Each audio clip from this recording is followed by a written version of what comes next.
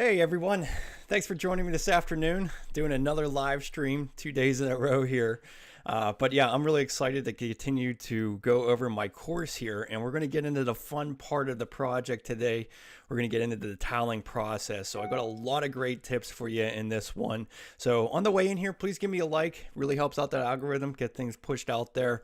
And hey, if you haven't subscribed yet, please do hit that notification bell. You'll be able to get these notifications before I come out. Now, I know I did this a little bit earlier, as far as in the day. Hopefully that works. I'm just kind of going by what YouTube is saying. A lot of you guys are on here. So whole point of all of this too is just to have question and answers, get to know each other a little bit more. So if you have any questions about your own shower project, be sure to leave it in the chat here, live chat. We'll pause some things, go over some things. So thanks very much for being here. Thanks for all the new subscribers. I just keep seeing that those tick marks moving up, which is really tremendous. Hey, and be sure to check out all my other social media platforms. I am on Instagram and I am on TikTok. I do have a Facebook account, but I don't really do too much on that. I think I should probably start working on that. It's just how many platforms I keep putting things in, So anyways, let's get right into it here. All right. Yeah. Thanks, babe. Thanks for letting me know it works here. So we're going to get into our fifth part of this series. Just so you guys know, you can always just go to my YouTube channel, go to the playlists here. Okay. And then underneath tiled walk-in shower course, you'll have the full scope of all of these live streams that are associated with this bathroom. So you don't necessarily have to buy this course to be able to, understand and learn from this. So, that's why I'm kind of doing that as well. But just know that on YouTube, obviously, you're going to be watching ads and getting distracted. And, that's really where I think this course, if you're really serious about doing a bathroom remodel, it's going to help you out. It's going to keep you focused and it's going to keep you organized. That's one of the biggest things, is just to plan ahead and knowing all the steps in the order of what you should do it, and then not wasting time when you're actually in it and being able to just get answers. So that's why I made the whole course. So thanks, Gonzalez. Thanks for being here. And thanks, Genocide. I appreciate you being here as well. So anyways, my course is I have the link in the description. I just put it in the live chat as well. And I'll probably put it in the comments after this live stream is over. But yeah, it's bathroomremodeling.teachable.com. It's a site that I decided to create this on, and it just basically goes step by step on how to go through it. So we're going to get right into it because, I don't want to go into 40 minutes of this, but I did want to let you know that I did create one additional item here. So right now I have a tub and shower course for 7 days or less. It's basically outlining everything step by step to do a complete remodel. The tiled walk-in shower that we're working on now is that we're going to be going into this video on is just the shower. So it's removing the existing shower, it's expanding it, it's doing the framing, it's doing everything incorporated with the tiled walk-in shower, but I don't have all the other components of the bathroom, none of the drywall, not the toilet, not the vanity, the bathroom floor, all those things. That's all in the tub and shower remodel. So these two would really go well together. And then the third one would be the custom glass enclosure. If you're doing something custom, if you have a bench, if you're making a big corner shower that is outside of a normal size shower, that's where that's really going to come in handy and save you money. But I did bundle them all together, and I'm calling it the DIY Bathroom Geek Collection. And really what this is going to do, as I continue to add more content to this collection is just going to keep growing. So if you were purchasing this, the $99 DIY Bathroom Geek Collection, most likely you're going to get more added features as time goes on. But I did want to make it, everything separately priced so that it's not so expensive. But $99 will get you all of them, and they really do kind of go all in line with one another. So let's make sure I'm looking this as a student here, so that we can get right into this course. So custom tiled shower, let's click on that. And again, it's just going through the entire process. So you can check out the YouTube videos that go through each part of it. But framing is a big section of this. You really want to pay attention to all the different intricacies of what you're going to be building and making sure that you have the framing properly designed for your shower. It really makes everything a lot easier and faster if you do that. Handyman, good to see you here. And then moving, Moving a shower drain. This is always a big question mark. I have a lot of highlighted information in here on how to go about that, making sure that your shower drain is vented. And I always do recommend you replace that trap no matter what system you put in. Now, I mean, if you had a home that was done 15 years ago, you could probably go ahead and still just use that existing P trap. But most of the time, I would imagine most of you are replacing a tiled shower or a fiberglass unit that has been sitting there for 20, 30 years. So I do recommend you change out the trap. It's also just going to make sure that you can get things centered. And, that's important when it comes to towel work because, it just makes it easier to make everything look uniform. But tiled showers are flexible when it comes to that. If your drain just cannot be centered, you can design your towel layout around that. And, there's a lot of different ways to go about that. The shower system that I installed in here, which we've already obviously gone through for at least the rough-in portion of this, is the Delta shower system. It has a diverter and has a separate handheld to the device, and one of my favorite systems is using the PEX B system, basically the crimping mechanism. Very easy to install, and it's a pretty affordable system when it comes to having a separate diverter and having everything function correctly between the shower head and handheld. And you could actually add on a third feature if you wanted to this system. You can add a rain shower head if you wanted to as well, or a body spray for that matter.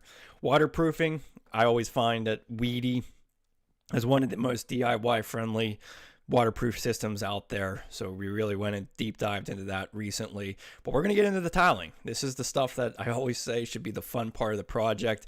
And it's what I found that a lot of people have pain points with. Maybe they don't even, they're dreading getting into the tiling process.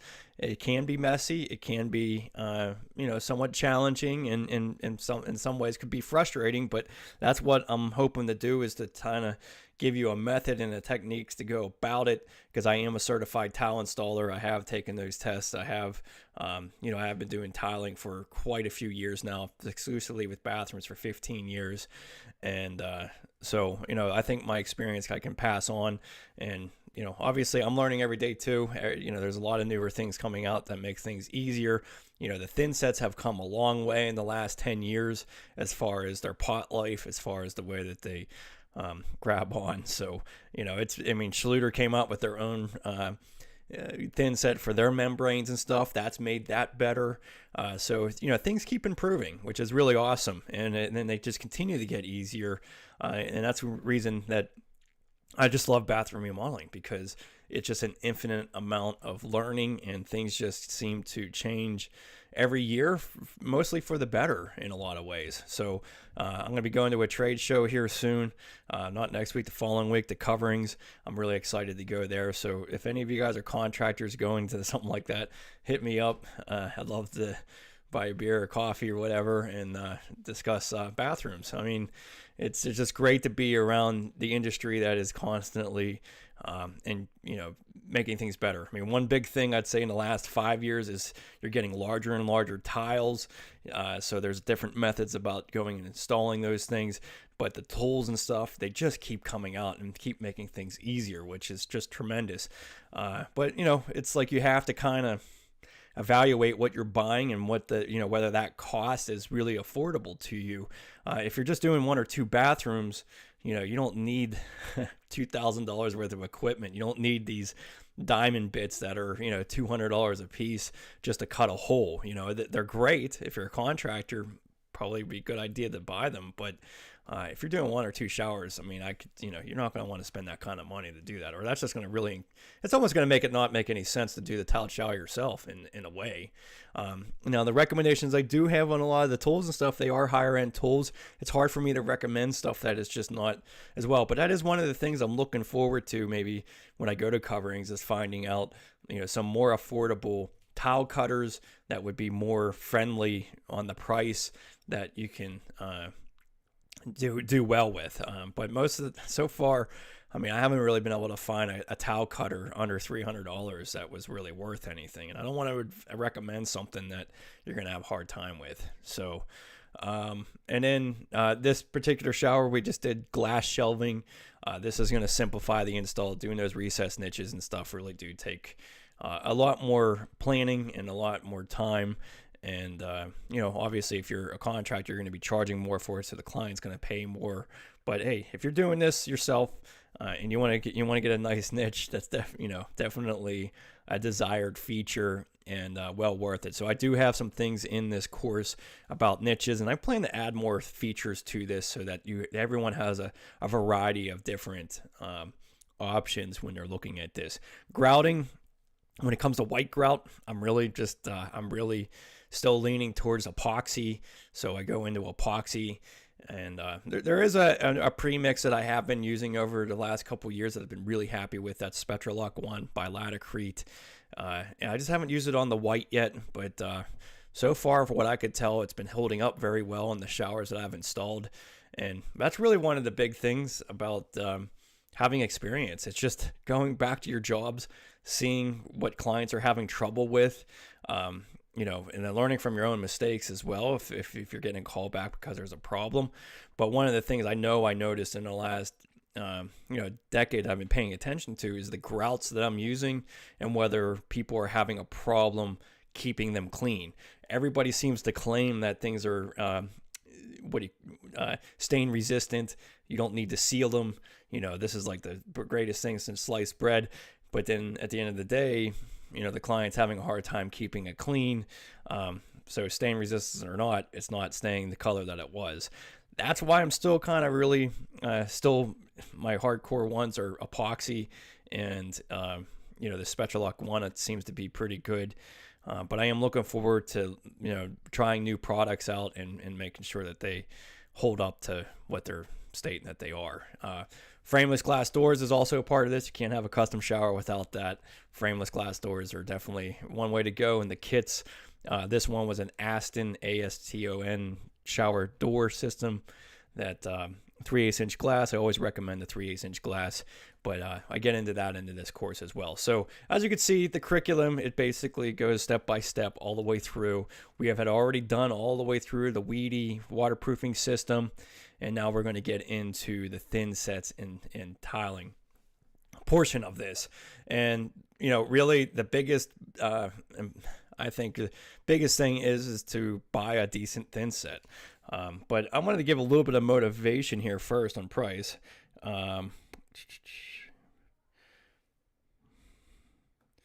Okay, Alex, good to see you. Thanks for joining in here. And which one is the label system for installed tiles? I'm not sure what you mean, Gonzalez. You might have to clarify that question. But anyways, so my motivation is obviously revolving around the cost of things. So, I've already gone through, I'm not going to go through the whole thing because we're not going into all of, we already did a lot of this.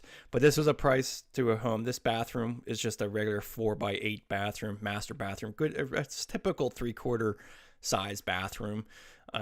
That would be common in a split entry home. So I always highlight things down to the parts of the project. So my demo is roughly $1,000 that I charged with the waterproofing system, which we did use Weedy. I did price Schluter in here, but I kind of keep them the same price regardless of what I use. Or not what I use, but just between those two systems, I kind of account for the same amount of money. $3,200, that included the shower faucet. The electrical portion of it was pretty simple. All I did was added a vent fan and then updated the switches. And so, roughly around $835 for that. It was about $250 worth of material. Drywall and painting, I usually do increase the price there a little bit because that is a little bit labor intensive. And it's just a matter of, like, if you don't get all 3 coats in that first week together, then you're coming back for a whole nother half a day just to touch things up. So painting and drywall, it's mostly a laboring project, but you probably have about $450 worth of materials in a typical 4x8 bathroom.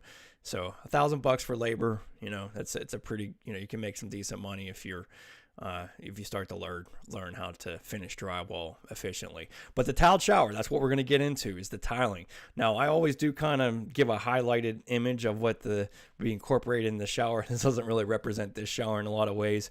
I do like larger tile. I think it is easier to do overall, like 12x24s. I mean, in this particular bathroom, this was a 3x4 shower, so you're literally just stacking the tile makes it pretty easy, makes it easy for lippage. Now the recessed niche, as you can see here, I pretty much have it well positioned so that there's very little work to be done on any of the edging. So as you can see, there's full tiles all the way around, so there's no cut pieces around this niche. That's going to save you time on that. But basically, with the tile, I know I don't typically incorporate the tile, but I wanted to be in charge of all the materials on this one.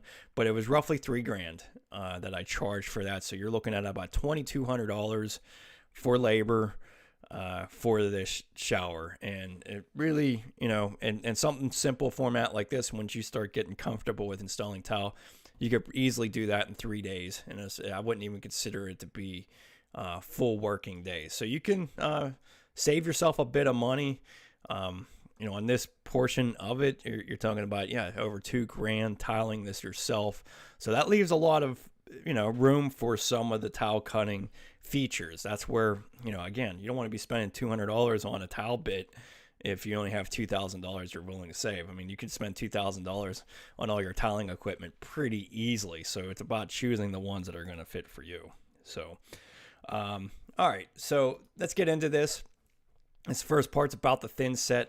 This is probably your biggest feature that was going to help you out with tiling, especially if you haven't done a lot of it before. Getting a good Thinset is going to make a big difference. But this portion of this section is Thinsets, trowels, and mixing. All these are really important. So let's get right into it here.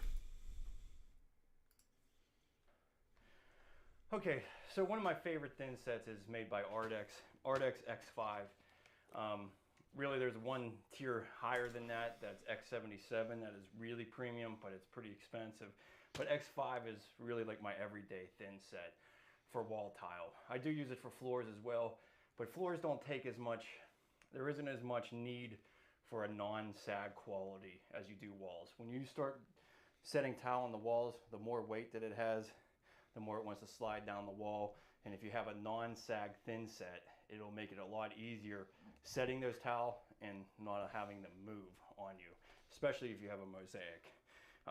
But the days of just mixing Thinset to what you think is the right consistency or what it visually looks like is no longer here. You have to measure the amount of water for each thing. They really put a lot of science into this stuff anymore, and it might look thin enough for you or thick enough, either way, but then once it starts to slack, which is the time period it takes to get to the true consistency, it might be thicker than you want it to be, and you can't add water later on. There's no adding water later on. The water is mixed at the beginning of the process, and that's it. You can't add it later on.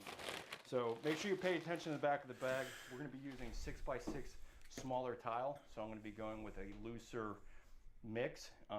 Basically, this Ardex is between 6 and 7 quarts. I'm just going to go right in the middle at 6.5 quarts per bag. And then if you want to do half bags, obviously you do it appropriately for the amount of Thinset that you use. But really, you're going to get the best consistency and ability to get this mixed right if you have if you're mixing a full bag. So, you know, when you get into this, I would recommend trying to do enough tile that you're using that whole bag. All right, so let's get 6.5 quarts here.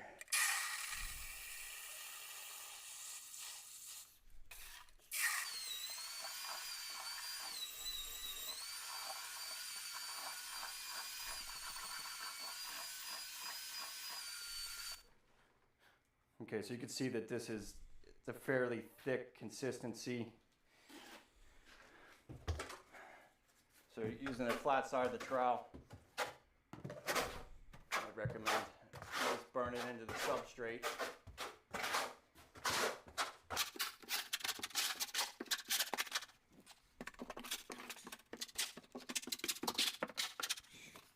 Okay, then you want to we're going to be using a 1/4 inch by 1/4 inch trowel. Most of the time I set my tile with the same thickness of trowel on the smaller tiles, but this isn't always the best way to know whether you need it. I'll show you here in a minute. We'll spread this Thinset first.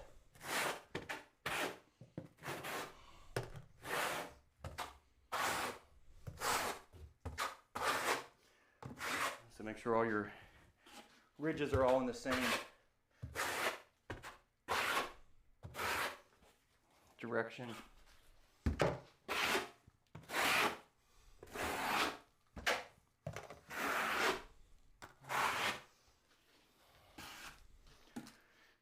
Okay, so one way so these 6x6s I would always back butter a little bit too. But just to start this out, to make sure you have the right trowel size, is just stick a piece on here and see what kind of coverage you're going to get. So that's pretty good coverage. You want to have 95%. When you see this all suctioning off like that, that means you have really good coverage. I have a little bald spot here, but basically as long as 95% of this entire area is covered in Thinset, that's what you want it to look like. So yeah, so that's you know, that really is the best way to be able to check what size trowel. Unfortunately, there isn't just like a go-to trowel, but larger tile, you know, quarter by quarter is probably not going to do it. You're probably going to want the 3/8 by quarter by 3/8 inch trowel, or one of my favorites is the Euro trowel. And so Gene, yeah, you asked a good question about grouts. We'll be getting into that later on as well, not today, but in a future video. But yeah, my big pet peeve about grouts these days is how gritty they are. There's been, you know, one of the products I used to use for exclusively almost a good portion of my tiling career, about 7 years worth, was Bostic Quartz Lock 2. And I thought it was the greatest thing since sliced bread. It was definitely stain resistant, and it definitely, you know, seemed to, obviously I could get it done really quickly as well, or not obviously, but I just thought that being able to just do a section of the wall, wipe it off, and like by, you know, there was really no haze really left over on it. It was really easy to use. And that's the same thing with Mapei CQ and some of these other pre-mix grouts. But what I found is that they're pretty gritty. And the grittier the grout is, the harder it is for the client or anybody to clean. And so it doesn't matter whether it's stain resistant. If it's going to collect soap scum, or it's going to collect dirt, you know, if you're doing it for, you know, a bathroom floor or your foyer room, kitchen, whatever, if it's gritty, it's just going to collect dirt, and that's going to take some scrubbing to get it back to being clean looking. And what I've found is some of this really gritty grout, people just are not able to get back to what that original color was, especially white. That's why I like to use the epoxy for white. Laticrete's Spectralock. Now I do want to try the Carapoxy, like Gene is commenting in here in the comments here. I haven't tried the Mapei version. I've used Ardex, and I've used Laticrete specifically. Laticrete probably more than any other product, and it is a fine consistency. It's not as, you know, it's not unsanded grout, but, you know, really if you're doing 16th inch grout joints bigger than that, you know, the unsanded grout just isn't gonna hold. I mean, you can do 16th inch grouts obviously, but if you're getting into almost 8th inch grout joints, you're not really supposed to be using unsanded grout. It doesn't have the ability to really stay in those joints and firmly stay there. But anyways, the Spectralock, it seems to be very fine consistency. Most of the epoxies that I've been able to use so far between the Ardex and Laticrete have been pretty fine consistency, so they have been easy to clean. So, but Mapei CQ, I am just not a fan of at all. I think it's probably one of the most gritty of all of the premixes that I've used. But there are people out there that love it. A lot of contractors love it, but I don't know if they're really going back 10 years later or 5 years later and seeing how difficult that is to clean up.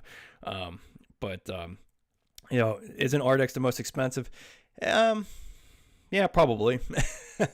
It might be the most expensive Thinset out there. Now, I don't really... The X5 is what I think is a reasonable price. I think I have a link down here below when we get into it. But, you know, at the tile shop, it's roughly $30 a bag, $35 a bag.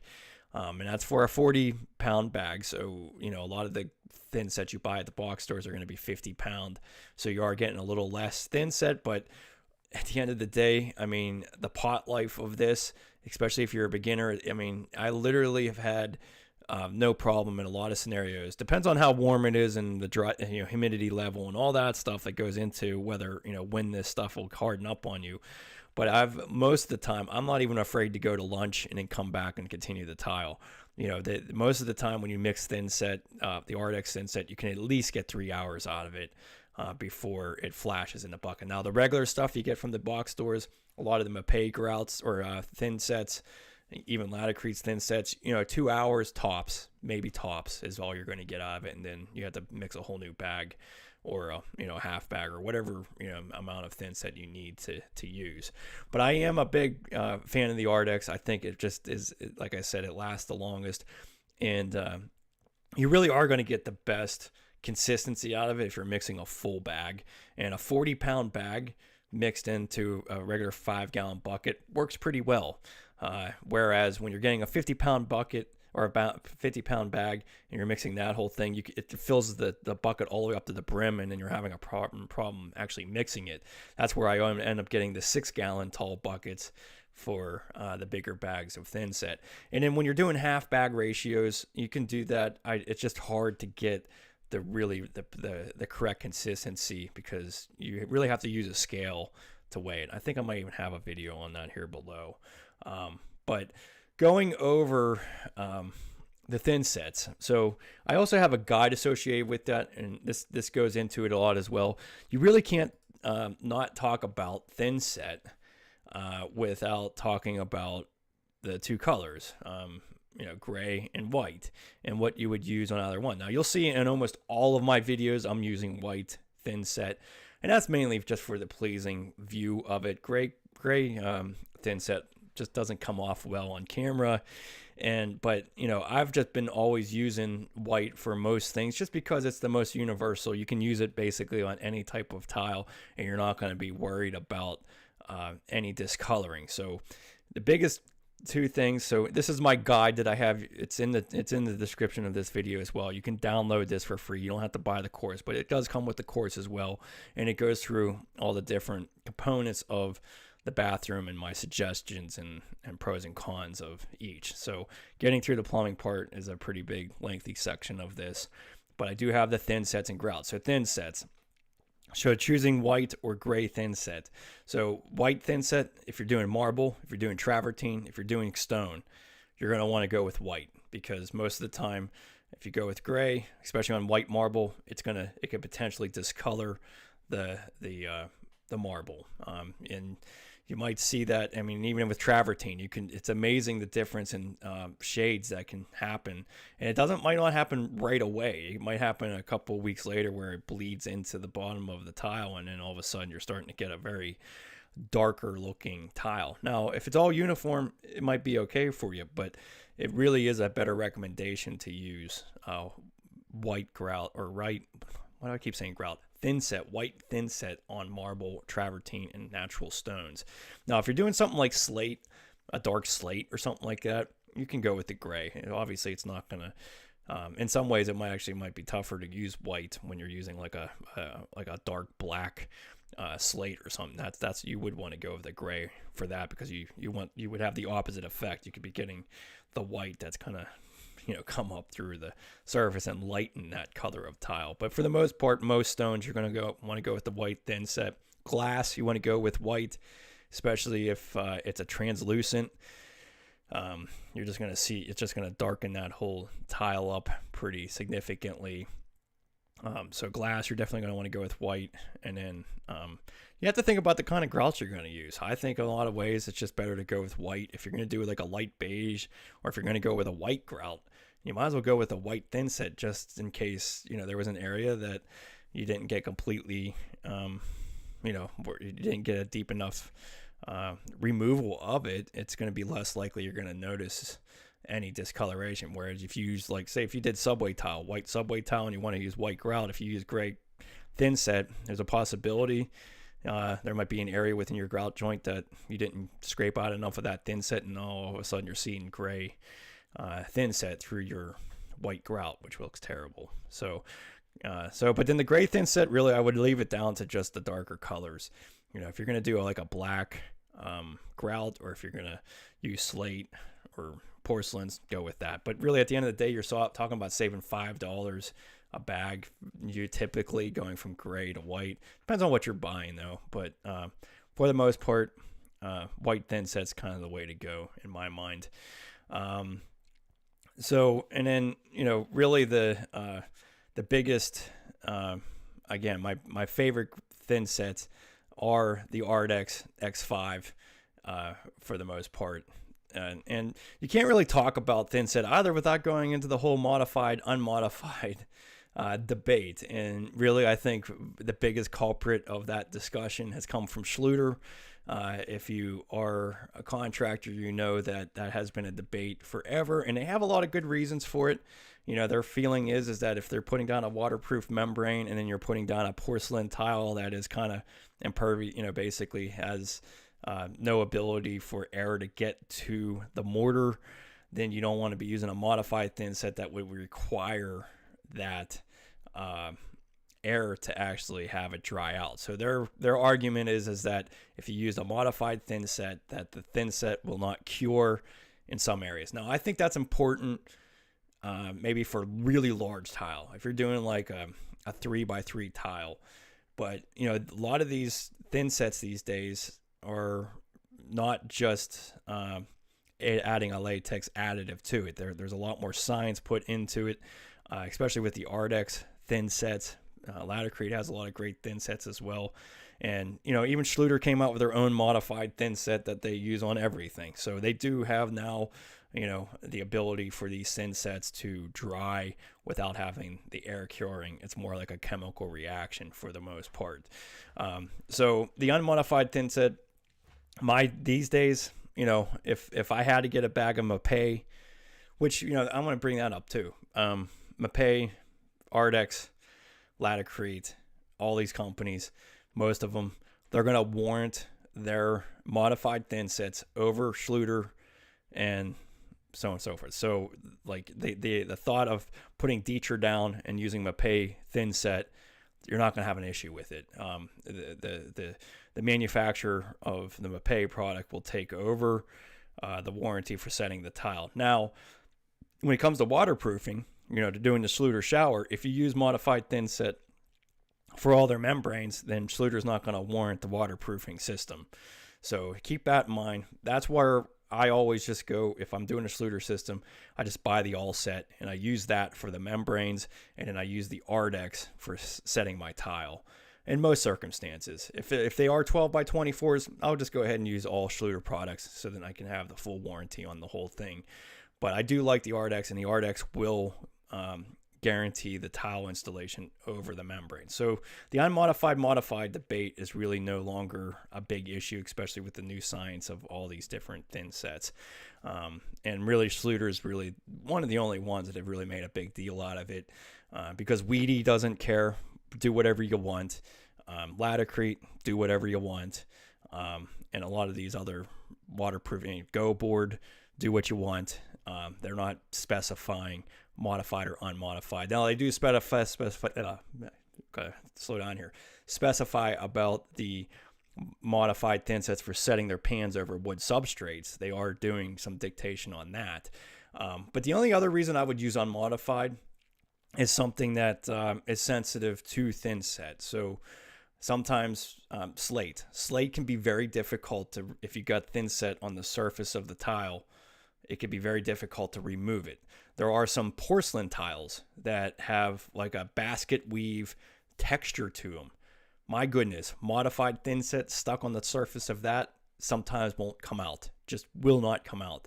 So I do recommend you seal slate before you grout, or in some instances, I would seal the slate before you even install the stuff so that you don't have that problem. And then, with the coarser porcelains that are kind of scarified, pre-seal those things. And then, some of them I would just use an unmodified Thinset because it's going to be easier to clean that Thinset off of there. That latex additive really embeds itself to the surface of some tiles. So sensitive tiles, I could see going with the unmodified. Now that's, if there's glass and all that other stuff involved, you're still going to want to go with a modified Thinset for glass installation. So this is really more for specific situations to use unmodified for. So if you ever have any question with that, you can always come back and ask me in the comments here, or any other platform that I'm on. But the two favorite thin sets that I like, obviously the Ardex. I keep touting that. Ardex X5 is probably the most affordable. Like I said, about $33 a bag right now. Ardex X77, it is premium, $65 a bag. Hard to swallow, but I tell you what, X77 is a good product to have on hand if you're doing waterfall features in your showers. So if you're doing mosaics that go from floor to ceiling, it's really nice to have a really good non-sag thin set that will basically adhere those mosaics, and it won't put any pressure on the tiles below. Ardex X5 does have a good non-sag, but it's not as nearly as sticky as what the X77 does. I always have a bag of X77 on hand just for those type of mosaic situations. But there's a lot of methods now that you really don't even have to be concerned about hanging those mosaics, because a lot of guys now and what I'm doing as well is putting these things on Schluter Curdy membrane. So you put that on the night before, and then you can just set it like a piece of tile the next day. So, but X77 is really nice for glass. It's really great for intricate areas that you really need that non-sag quality to. So it is worthwhile to buy a bag on some of these difficult installations. Schluter All Set's probably my number 2, and that's mainly because I do a lot of Schluter showers. I like having that warranty, just like Ken say, you can use that on everything. I totally agree, and it's definitely the way to go. So, so, and then, so Schluter All Set, it is a great thin set. I didn't really like it when it first came out. It flashed on me a bunch of times, but again, you're probably only getting maybe 2 hours at most out of this if you mix this bag. But it is great to use for Schluter, because then you extend that warranty, and if there's ever an issue, you contact them and they cover everything. Then my third choice would be 4XLT. This is kind of a traditional Laticrete thin set. This is pretty comparable to the Schluter All Set, same kind of consistency, pretty good stuff. And then I know a lot of you probably buy Mapei because they're all at the big box stores. Now, that changes. Laticrete used to be sold everywhere at Home Depot and Lowe's, and now it's Mapei. The ones I don't really care for is custom. I don't like custom thin sets. I don't like custom really anything other than some of their cleaners and their sealers. They're just not that high quality. I think any tile contractor will kind of have the same opinion of that. Mapei is pretty cheap, $15, $20 a bag. But if you're doing any type of intricate tile work, I probably wouldn't use too much of this. This would be great just for doing tile floors and stuff. But even subway tile and stuff, I kind of like having that non-sag quality. It just makes everything sit much nicer on the wall. But then my unmodified Schluter set, that's, if you're needing that unmodified. Another go-to is Mapei's Carabond.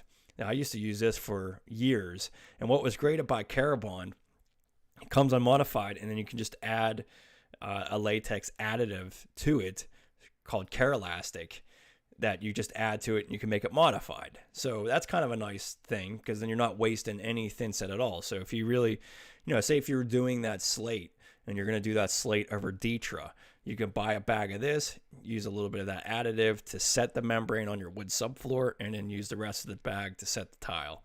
So it's nice in that aspect, and this really cheap, $15.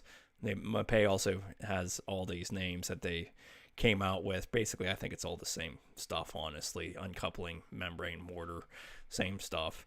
And then the Laticrete is still like the OG of thin set. I think they were the one who created it in the first place. It's either Laticrete or Ardex. I can't remember. I'm pretty sure Laticrete's the one who came out with modified thin set to begin with. But unmodified, they're $317. Again, they have the same mechanism. You can add a latex additive to it. Trowel size, like I was saying there, you really just have to trowel and error. You basically have to set a tile, see what kind of coverage you're getting, and then up to scale it. Most bathroom projects, especially when you're doing tiled showers, you're going to need multiple size trowels. There's just no way around it. If you're doing membranes, if you're doing Schluter, you're going to need the 1/8 by 1/8 inch notch trowel to set their membranes. If you're doing Ditra, you're going to probably need a 3/16 inch square notch trowel. 3/16 are also nice for setting mosaics for different things. So like behind your niche or something, for setting what do you want to call it? Mosaics on curdy band the night before, which I'll show you here shortly. That's nice to have the 3/16 inch trowel, because a lot of these mosaics are getting really thin these days, and if you use a 1/4 by 1/4 inch trowel, you're getting Thinset in between the lines. So really, if you're doing any type of membranes, you're going to need the 1/8 by 1/8, 3/16 by trowel. You're going to need for Ditra. It's great for mosaics. The 1/4 by 1/4, great for 2x2s in a shower floor. Great for setting mosaics. You kind of need that as well. Now, here's the part that you can skip out on. You don't really necessarily need the 1/4 by 3/8. 1/4 by 3/8 is important for Schluter, though, because you need to set their pans with that size. That's what they recommend for setting their shower pans. But the next one would be the Euro trowel. That's the one I like to use for bigger tile, 12 by 24s, 12 by 12s. Even in the shower that I did, that we're going to be demonstrating here, I used the Euro trowel for the 8 by 24 inch tiles. We'll show here. I'll just show you right here. So this is kind of like a weird, funky design that it collapses the ridges really well. I don't know. There's something about I don't really understand who came up with this, but it in some ways it gives you the thinnest layer of Thinset for these larger tiles, and it provides really good coverage. But you have to check it. Your trowels aren't always the way to go, especially with some of these plank tiles. If you're getting like a 48 inch long plank tile, if it's bowed in the middle, it might not be enough Thinset to even do it. You might want to have to get the 1/2 by 1/2 inch trowel. So floor tile, it is nice to have the 1/2 by 1/2 just in case. Here's one area the 1/2 by 1/2 is kind of nice. No, that's not even the right one. I'm sorry. I got to change that. Oh, maybe they have it both. Huh. I did not realize I had the wrong thing on there. This is what that's 3 by 3/8. I better change that. I need the 1/2 by 1/2 in there. Okay. Anyways, 1/2 by 1/2 floor tile. This is where I use it a lot, especially 12 by 24s, and especially over Ditra. So if you're doing Schluter Ditra for your underlayment in your bathroom floor and you want to make everything waterproof, you need to use curdy band to go over the seams. Well, that ends up raising the area of where that curdy band is that much different. So usually about a 1/16. It's not a huge deal, but it is a huge deal when it comes to setting tile. If it is humped up in that area, it's going to hard to keep the lip bridge all together. So that's where it's nice to use a 1/2 by 1/2 inch trowel.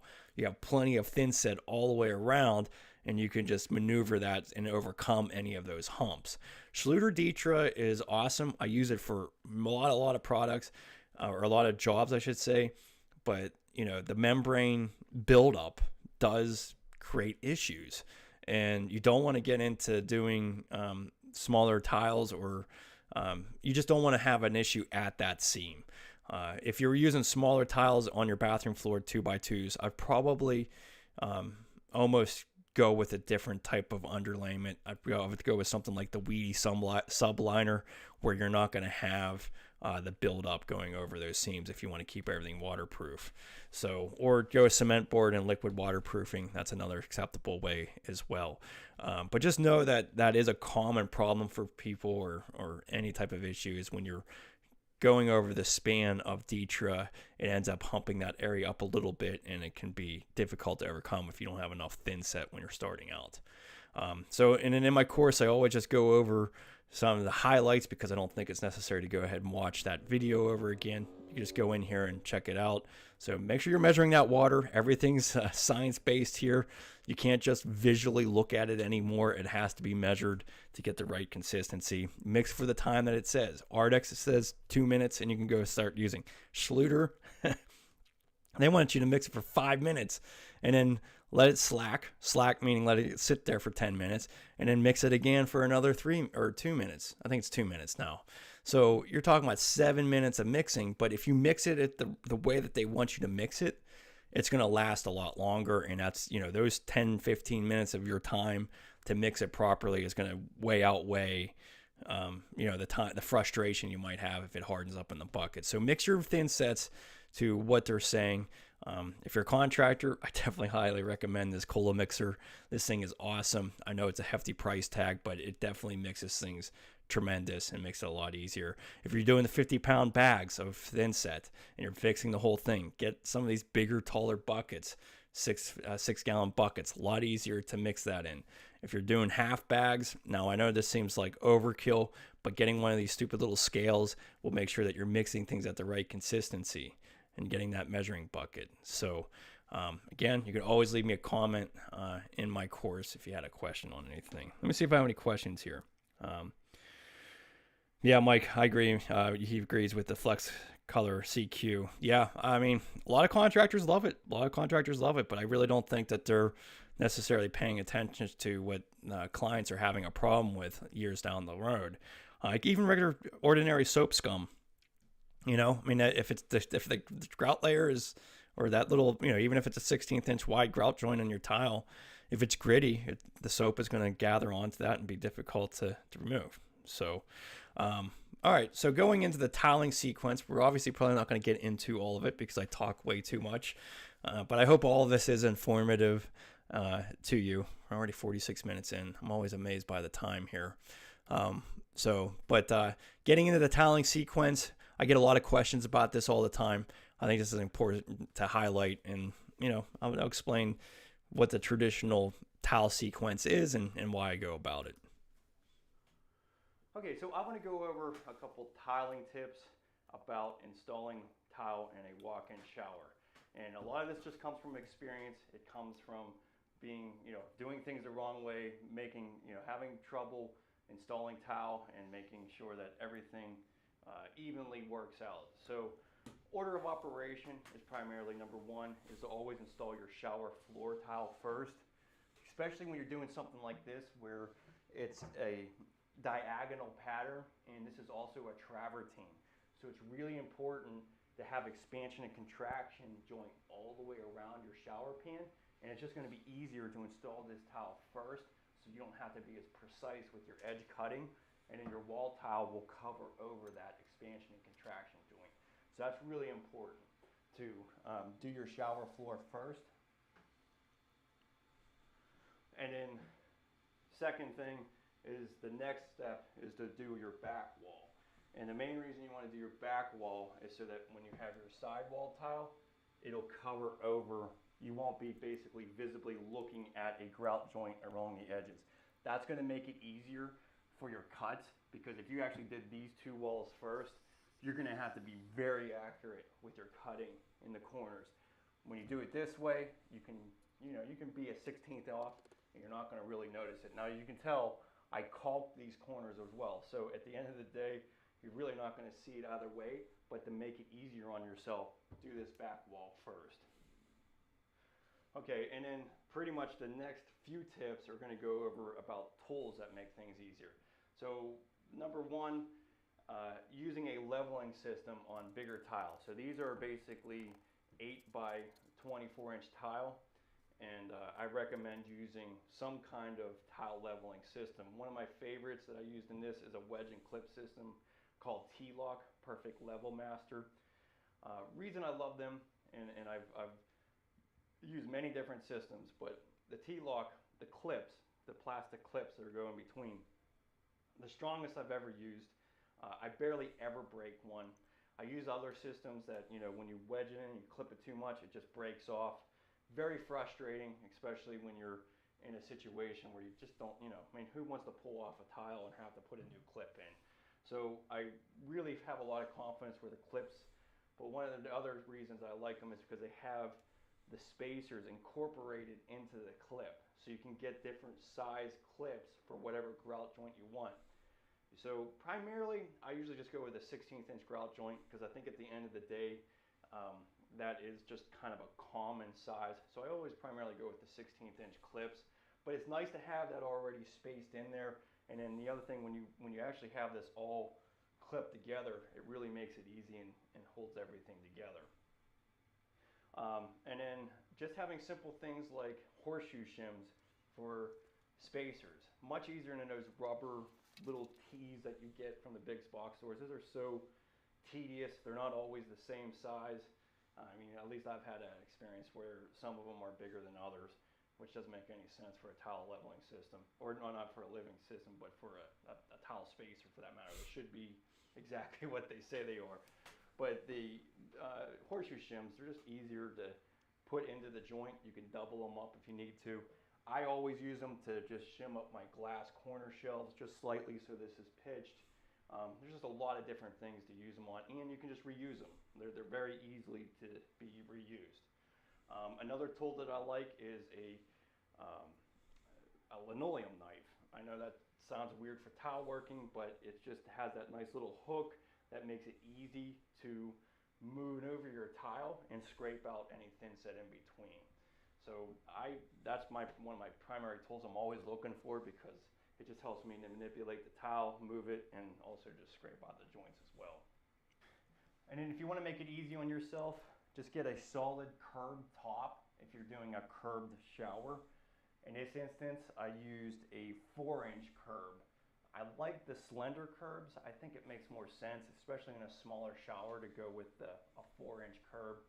Most shower kits are going to come with shower curbs that the waterproofing is 4 inches. And what that requires is basically like a 6-inch curved top to go over that, because by the time you put your tile on the edges of that 4-inch curb, you're going to need some overhang above that on the sides of the tile. So you end up with like a really large curb, and really that's kind of useless if you ask me. I mean, you're going to put your shower doors on it, but why do you need 6 inches? And especially if you're in a smaller space like this, I just think having something slender. So that's where this lean curb that I used with the Weedy system is great. The other great thing about the Weedy curb is that it's waterproof all the way through. So I have no problems drilling into this curb and worrying about my screws penetrating the waterproofing. So really a lot of benefits to it. But again, I just also think that the slender looks much better in a smaller shower. So that's our end goal there. So a lot of important information here. I think a lot of things to consider when you're actually doing your tiled shower. So yeah, we'll break that down because it's a lot of information, and again, I don't really want you to have to watch that all over again. I'm not sure why I have it. You might as well just take a look at what this end product looks like. This is a nice, clean, easy, simple shower. Really not much to it. So this is obviously on my YouTube channel as well, but I incorporate in this because I think it's really important to highlight all these parts of the project. So really, again, setting your shower floor is normally the first way you go. This really depends on your shower tile. So if you're doing something that has some kind of really intricate border of some sort, like there's sometimes people like to have like a 2-inch decorative border that goes around it. In those circumstances, there's probably only 2 circumstances I can think of. Is something like that where you're really getting intricate with your tile shower floor. It'd be nicer to have the walls come all the way down and then make that pattern for your shower floor look the way you want it to, so because it's going to be really important to you to have everything equal all the way around. The second scenario that I would say you would do your shower floor last would be pebble stone, the actual pebble stone, not the flat stuff, but the actual pebbles, because you put those pebbles down, it's very difficult to cut your tile to fit over top of them. You end up with really huge, ugly gaps against it. So those are really, to me, the only 2 scenarios that I would do a shower floor after the main tile. So you really do want to set that the first thing. That's where the Weedy system is really nice, because you could basically get that whole waterproof system in the morning before lunch, flood test it over lunch basically, and then set the shower floor tile that same day. So if you're in a contractor and you're really trying to rush things and trying to do this in a 7-8 day period, that's where it really speeds up the process by using something like Weedy. And Schluter, you're not going to be able to flood test in that time frame, but you could technically set your shower floor really that same day that you set the pan as well, but then you're not getting the flood test compatibility to it. So, but when you're doing travertine like this, it's important to keep that 1/4 inch space all the way around. That is kind of a movement joint at that area, and expansion and contraction does happen with tile. So you don't want to be just butting your tile directly up to the waterproofing. You want, the TCNA recommends a 1/4 inch, at least the very least have an 1/8 inch of gap, but that just allows your wall tile to overhang it. Doing your back wall next is usually the most constructive way to go as well. Now, you can devise this in many different ways. The way I like to do it, and ever since these lasers have come out, and have been affordable and have worked really well, I always just set my laser on my first row of where I need it to be, and just reference that for my first tile cut. Most of the time, your first row of tile is going to need scribe cut to form to the pan. We're going to get into that into the next video here. But there are, I always get the question, what about a ledger board? Can I just use a ledger board? You absolutely can. It is definitely a test of time, method. There's some contractors that's just the way they want to do it, and they think it's so much better. I personally don't like fitting that tile in the following day to my floor, because I feel like you're trying to manage two different distances. You're trying to maintain your grout joint at the tile above, and then you're trying to maintain it at the floor. To me, it just makes more sense to do it all at once with the laser, and just make sure that my laser is set there, and I could just keep scribe cutting until I meet it, versus having to fight the tile that's already there.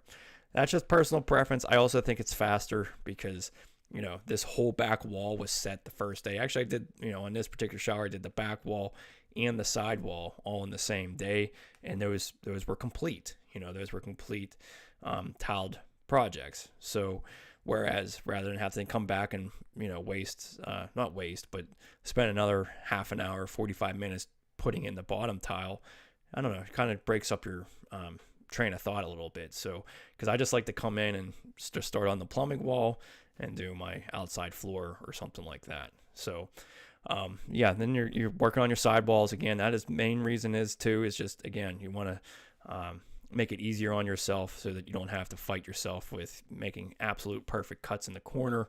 Usually anything within a 16th usually works out all right. You want to keep the distance in between the corners as well. That's a movement joint as well. So you want the silicone, when you silicone those corners, to go into something so that it has something to anchor into, and it lasts a really long time. If you don't provide any gap there, you're basically just smearing silicone over each surface of the tile, and that's not going to last as long. So always maintain a gap. I usually just maintain a 16th. TCNA still recommends a 1/4 inch there. Maybe if you're doing a commercial shower, that makes a lot of sense. But 1/4 inch is way too wide in most circumstances to have in the corners there. And then again, doing the tiled curb, I think the top, as I was explaining, the solid curb is probably the easiest. And a lot of times you might have seen old demonstrations of mine or other demonstrations of mine where I put the curb top down first, notch around it. I don't know. I'm kind of going back and forth. This is probably the easiest way to go, is just to cut it after you have all your wall tile in and just plop it in place. And if you're ordering something from a granite place or something like that, maybe they don't have it customized by the time you're ready to install it. So you'd be better off just having that curb put in last. And granite doesn't really like to have, it's a little bit more of a pain to notch out to have this tile go over. So it's really up to you. There's some circumstances where, not in a curb situation, but like a knee wall scenario where you would want to have the top down first and then have your wall tile overlap. But that's a whole different scenario in a lot of ways. And then I just highlighted here, again, this is a scenario right here that I installed the pebble stone after all the wall tile, because it's really tough, because this pebble stones aren't flat. So it's really difficult to make them look good. And a lot of these pebble stones, you end up piecing them in piece by piece so you can get it tight up against the wall, no problem. I know. So here's the scenario that I was talking about. Might be a scenario that you would do this after you do the wall tile, just because you want to have this border being absolutely perfect and even all the way around. So that's a scenario that you might want to do that on.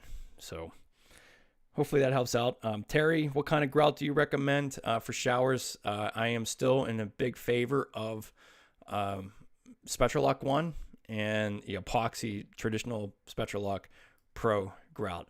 We'll be getting into grouts not on this episode, but I do have a lot of different recommendations for grouts on that. But again, I think it's just the most important is to have the least gritty amount of grout. I also don't like grouts that allow water to penetrate them. So a lot of your traditional grouts that you buy at the box stores, as soon as you turn on the shower, it absorbs into the grout. I think that looks ugly. I never really did like that. It's just a pet peeve of mine. I'd rather have something like epoxy or some of these premixes that don't absorb water. So, all right. So we're going to get into the toweling of the shower pan. This is a little bit of we have two systems. That's why it's 21 minutes. So we might not get into the second version of it, but we're going to get into what this shower was. But I am adding additional videos to a lot of this library in this tiled shower because, not everyone's going to do 2x2s. Not everyone's going to be doing the tile selection that I chose here. So I want to add multiple different styles of shower floors so that you at least have a good method to go through. So here is how I went about doing that shower floor. Now, a method, I want to state this, but below I have one for the larger format. What I am starting to incorporate now, and this is really thanks to YouTube, Instagram, TikTok, all these great tile contractors out there giving out their methods and ways about doing things. Templating things makes a heck of a lot of sense. So just using strips of, Lawan or strips of wood and templating the size of your shower and then positioning where your shower drain is and laying out all your tile outside of the shower so that you can visually see the cuts that you have really helps out a lot. But this is kind of like the way that I've been doing it for years, and this really worked out well, just the way that this was set up. So, but keep that in mind. I mean, I'm going to be adding another templated scenario on this course as well, because I think templating is really helpful for visualization and getting those floor tiles cut to the size and the perimeter that you want it to all look like. Okay, so the weedy drain comes in two parts. One is just a cover that slides in, so that's really easy to take out and clean your drain. And it's just a metal frame, and this just sits inside the drain recessed area here. And I mean, that's really all there is to it. You just have to thin set this in place. Now, I don't usually really set the drain until I get my tile in, as far as adhering thin set in here, because I want this to be even with my tile. So right now this is like 1/2 inch thick travertine, so this is going to have to be raised up. So just know that this kind of floats around. It gives you a little bit of flexibility as far as moving this around, especially when you have thicker tile. I mean, you could be even like off center like this, and you're not going to really notice it with your drain cover on. So you can even be over, an inch off if you really wanted to be, and be all right. But it's really designed to just sit in this recess, and then you just thin set it in place. Now in this instance, I'm going to be installing this diagonally. So we're going to be basically making it a diagonal area. So let's go ahead and put our thin set in first. That is one big benefit of weedy. Okay, so we're going to be using a 1/4 by 1/4 inch square notch trowel for the thin set. I was just going to say that is a real big benefit of the weedy drain system, is that it has that much flexibility with the position to center. So, if your tile layout did not work out the way you wanted to, I mean, honestly, moving over that drain even an inch, just as long as you're going to access the drain and snake it and do what you need to do, it's usually not a problem. Now, you also have the slope of the pan and everything that you have to be worried about. So you can't be too off-centered, but it probably has the most variation as far as moving your drain over, just because of the way that the drain is designed. It's just literally just a cover that you're thin setting in. Now that is also a feature I don't like about it, because you're just thin setting that drain cover into place. Not that it doesn't hold up well that way. It's just that when you take the drain cover out, you can see thin set all underneath of that area, and that can get grimy and nasty as well. So You know, there's a great benefit on the installation side, but then kind of an ugly side to it where, you know, if that thin set layer is kind of oozing out of underneath that drain cover, it looks really nasty and can turn black and ugly. So my suggestion is that once you set that drain, the next day make sure that you scrape out the thin set so it's not visible through the drain cover. For this travertine, first thing you want to do is just kind of wipe down the substrate a little bit with a damp sponge, get any debris off of there.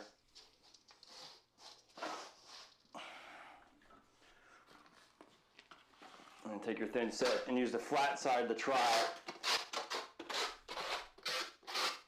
and work this into the substrate.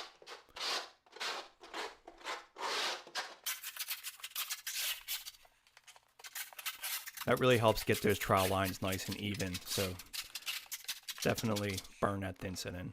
Okay, then we want to do directional troweling.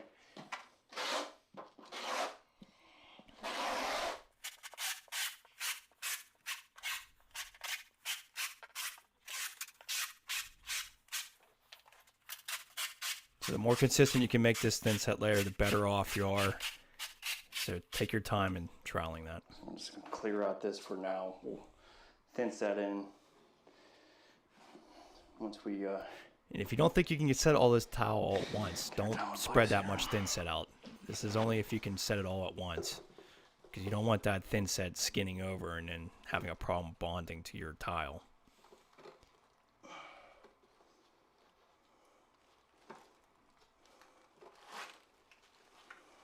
This is just keeping my towel pattern even, so, and this is what's great about these 4x4 drains. Just slightly put it in place.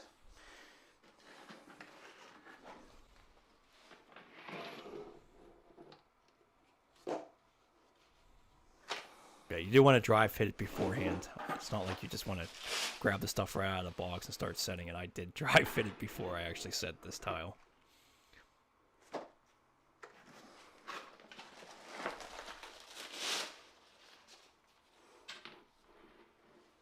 One other tip about when you're cutting any of this tile, you don't want to be, if you're using a wet saw, you need to make sure you dry off those tile. The water can actually create a bonding issue to the bottom of the tile. All this stuff is from experience. So I've done everything the wrong way at one point or another. And you learn from those mistakes because they end up taking up a lot more time.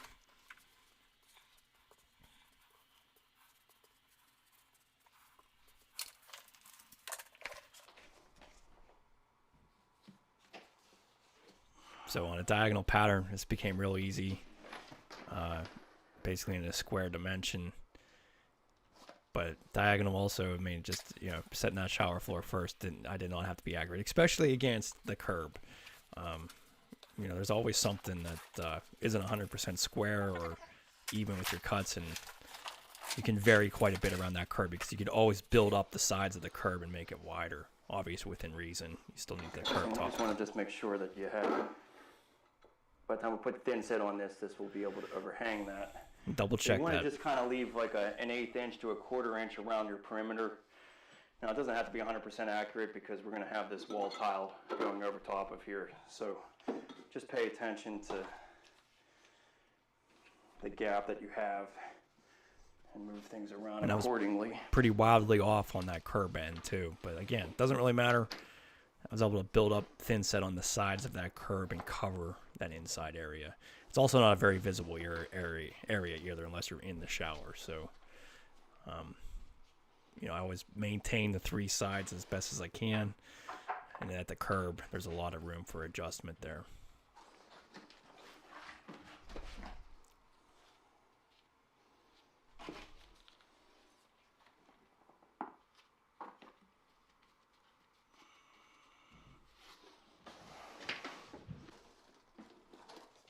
Thank you. I would pronounce your name, but I'd butcher it. Sorry. But thank you for making that statement. Nice work there.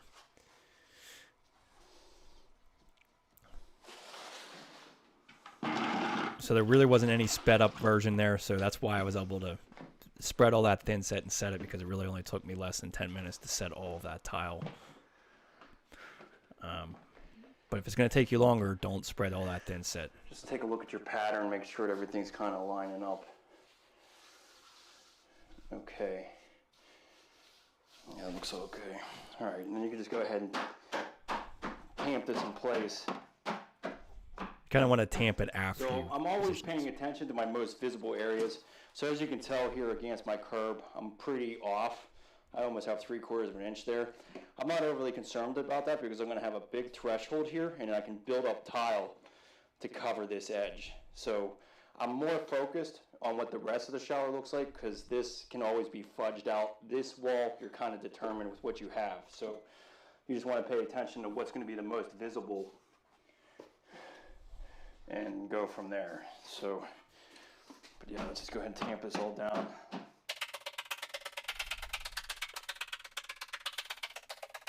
And then if you need to move things, a drywall knife is not a bad way to get this to all line up.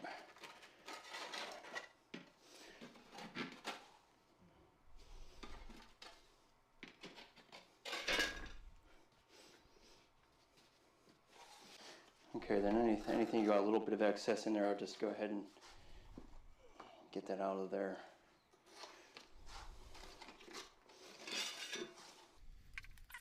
So where that linoleum knife makes a big difference. Really helps out, scrape things out. Okay, and then this drain part here, so we'll take this guy out and put some Thinset on all corners.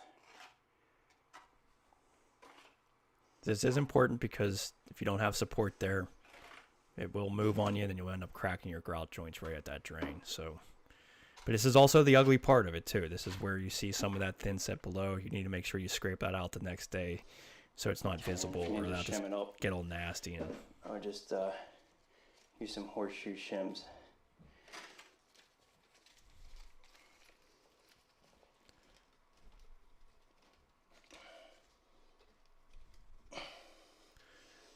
now just keep that even or just slightly below the tile layer. Slightly below, I think is better, obviously. But yeah, these 4-inch drain covers are awesome for 2x2 tiles. If you're slightly below it, that's kind of where you want this drain so that there's nothing sitting up against that edge. And once that sets up, then you'll be good to go.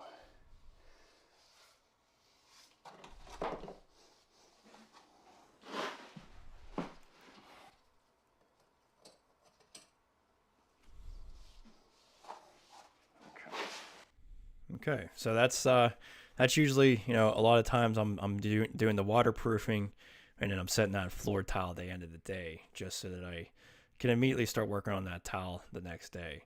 I can't remember what day this was now. I think this was day 3 on this project, and then day 4 and 5 we're finishing the tiling process. But there's a lot of drywall work and everything else because I was doing everything else in this project as well.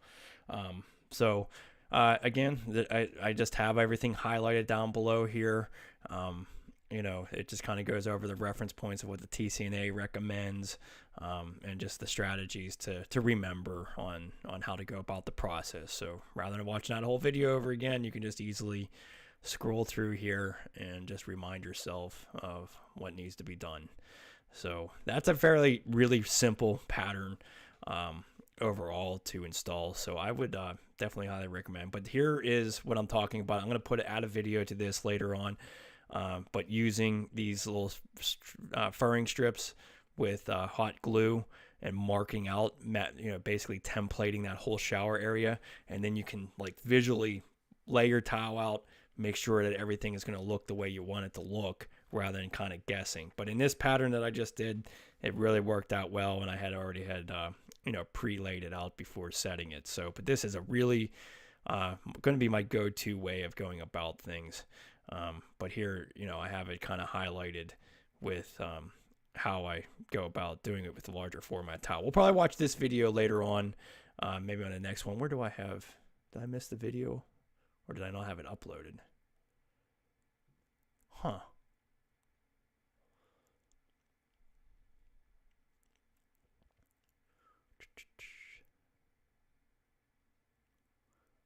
I thought I had the video on here. I don't know why it's not showing up here.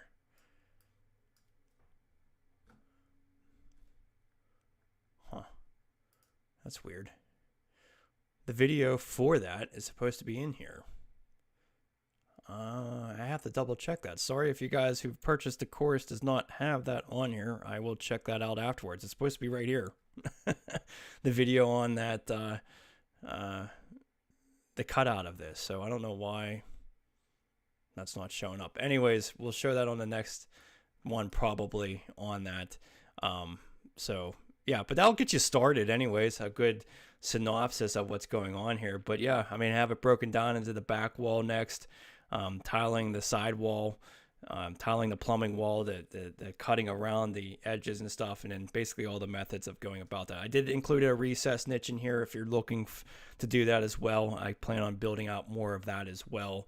Yeah, that's part 5 primarily. And Gene, you had a question about what issues to look for the curbless shower. That's a kind of a loaded question in some ways. Really, sometimes curbless showers are really tough to tell what kind of issues you're going to have until you remove your existing shower, see the framing, possibly see the problems with the way the drains are laid out. Because you need to recess that, obviously, if you're looking into this, you need to recess the floor of the shower area 3/4 of an inch so that the plywood is even with the joists, so that you can get that 3/4 inch drop down. And sometimes when you uncover a shower floor, there's different things that can prevent you from doing that. Now, there hasn't been too many situations where I have not been able to do that, but there's definitely been some things I've had to refinagle and redo in order to do that, in order to get that recess. So that's one issue right off the bat. That's a question. That's a big gray area. You just don't know until you remove the system. And that's also where Schluter is kind of a nice system to go with in that fashion, because it doesn't cost anything really that much more for the shower pan. And if you couldn't go curbless, you can just add a curb onto it and go ahead with it. Whereas the Weedy system, you're buying the curbless pan. It costs almost $300 more than the traditional standard pan. And then if you couldn't go curbless, you just threw $300 away, which is kind of painful. So that's one way Schluter is nice, but the other problem with Schluter is it's an inch thick in most circumstances. So you need to raise the outside floor area 1/4 inch or more. And you can do that by either, you can use the Dietra heat mat if you want to do heated flooring, and that would match up well with that. You can add 1/4 inch cement board and waterproof it. The second issue about curbless showers that, is always kind of an issue is the height. So if your floor is unlevel in any fashion, that's going to, you might have to keep that pan, you want to keep the pan level. Okay. So say if your joists were out a 1/2 inch, if I'd say anything that within 1/4 inch within an area, a shower area, is anything more than 1/4 inch is probably what you're going to have to address. Anything within that is within reason. Everything's going to slope fine to the drain. 1/4 inch, you'll never really notice that when you're doing your tile around the edge of the perimeter. You just have to be aware of it. You don't want to have 1/4 inch gap on one side of your shower for the first row of tile and have nothing on the other. So I always say don't go with a full tile on your first row anyway, so that you have the ability to cut that first row to make it fit no matter how uneven or unlevel your shower floor is. So the height issue can always be an issue as well. You don't want to have your outside floor being lower than your shower pan, because if there was any reason that you had a lower area outside of the shower floor area that's curbless, it's going to create, a way for water to seep through. If water got on, which it always does, it always gets through the tile layer and it gets into the Thinset layer, and it can absorb into the Thinset and then possibly siphon out of the shower. I've had this actual issue happen before. But in my curbless showers, if you go to my YouTube channel, I do have some good information on tiling a curbless shower. I think I have this in the playlist here. Building a curbless shower, that's just building it. I might just, I have to actually, let me see. bathroom. I might just have it under bathroom remodeling. So yeah, okay. In my YouTube channel under bathroom remodeling, and I'm going to make a course out of this as well, because I am actually working on a curbless shower. If you guys watched my video this morning, it was about the weedy shower system. But toweling it, how to towel a curbless shower. This is going to be important for you, Gene, because the biggest important thing about tiling that is when you set your outside floor first, which I always recommend in a curbless situation, you set your outside floor first, because a lot of times you're using bigger tile and it's going to be thicker than the tile that you're going to be laying in your shower floor. So in order to make it all nice and seamless, you're going to want to put your outside floor out first, and then you can build up your mosaic or whatever at that transition with Thinset to make it all nice and even. But the biggest tip I can give you here is that you want to make sure that you put a polyurethane, either a silicone joint or polyurethane sealant, like the weedy sealant, the Curdy Fix, and you seal your tile layer to the membrane of the shower floor. And the main reason is you're separating that Thinset layer. So from the Thinset layer of inside the shower to the outside is separated by that silicone joint, or using Curdy. I would use Curdy Fix or weedy sealant, because that actually Thinset adheres to it. But all I'm saying here is that you're breaking the joint of that Thinset underneath the tile layer, and it's going to avoid any capillary water movement to come outside of the shower. But what will exaggerate any water coming out of the shower is if the outside floor is lower in any way. It just loves to, if there's any breach of silicone layer there, it's going to want to go through there, and once water finds its way, it just kind of siphons it out. And I've had that issue before from experience, and it happened years later. It didn't happen just like the next month. It happened like 2 years later. I got a call from a client and said, hey, I'm walking on my outside floor, and I knew that this outside floor in the middle of the room, it was like really low, and I had done floor leveler, but I obviously didn't get it enough to overcome any of that low area. And so sure enough, I showed up there, I'm walking on the towel, and there's water coming up through the grout. I'm like, how in the hell is this happening? It didn't harm anything below it. It didn't ruin the kitchen ceiling.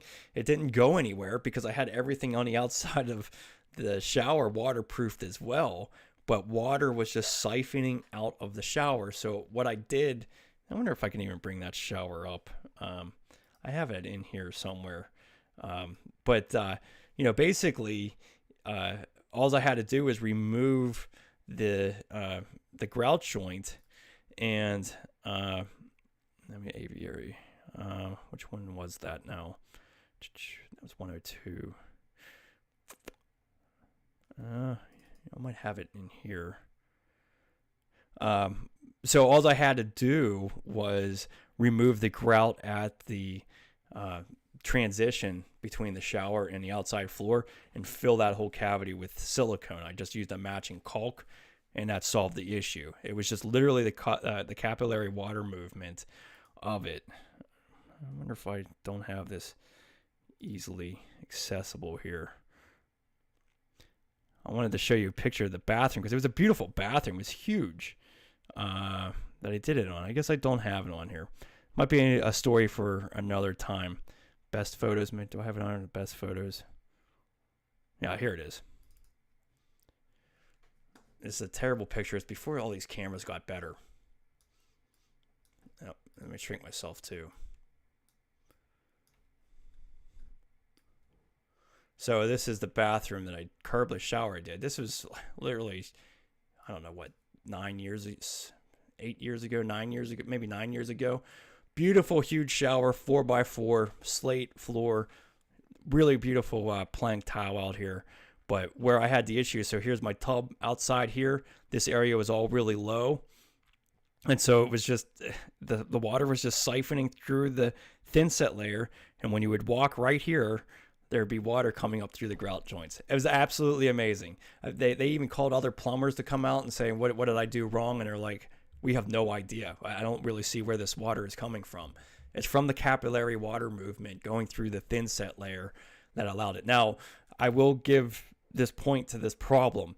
The weep holes of this drain system. This was a arc shower pan, I believe, ARC. So it was like an ABS, some kind of material. I don't even. It wasn't plastic. It was like an ABS material, and they were a great system. But the drain assembly, they had very, very small weep holes that water could get through, and I think that was a clogged issue at the weep holes. So when water would get through the tile layer, it didn't have anywhere to escape into the drain, and all it did was build up, and then it would kind of go through the thinset layer and then outside of the shower. But all I had to do was to remove the grout between the floor tile in the shower and the outside floor tile, and I just filled that whole area with a matching silicone that matched the grout, and that solved the issue. So, that's one big problem I had there. So, yeah, Scott, you're right. Floor leveler definitely is a way to address that, and I would definitely address, if your curbless shower pan is slightly higher than your what you're doing outside, it might be just especially if your floor is a little bit on level too. So you can always set the Schluter pan or the Weedy pan level. You can keep adding thinset underneath of it up to a certain reason. I would say about a 1/4 inch out of level is okay. 1/2 inch you can even do. You're just not gonna be able to walk on the pan if you do that, but you can add up thinset to at least a 1/2 inch layer pretty easily. But then you're going to end up having an unlevelness on one side or the other of your outside floor. That's where, it might make sense to set your pan, then floor level the outside floor area to make sure that everything is even with the curbless pan, and then add your waterproofing on top of that. And at that point, you might as well just use a liquid waterproofing, probably be the simplest way to go. But you could do Detra, but you're always better off to have a little bit of higher height on the outside floor, and then for that transition, rather than being any bit lower. Lower is just always going to have an issue. So, all right, I'm going to leave it at that. We're at an hour and a half already. Again, thanks for joining me.